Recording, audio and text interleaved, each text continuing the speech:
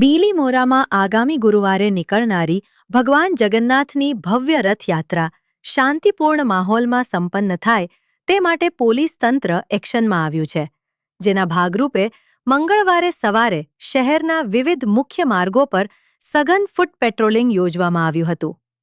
બીલીમોરા, ચીખલી, ધોલાઈ અને ગણદેવીના પીઆઈ સહિતના ઉચ્ચ પોલીસ અધિકારીઓ અને જવાનોનો મોટો કાફલો દ્વારકાધીશ મંદિરથી શરૂ કરીને સ્ટેશન રોડ સુધીના વિસ્તારોમાં સુરક્ષા વ્યવસ્થાની ચકાસણી માટે રસ્તા પર ઉતર્યો હતો.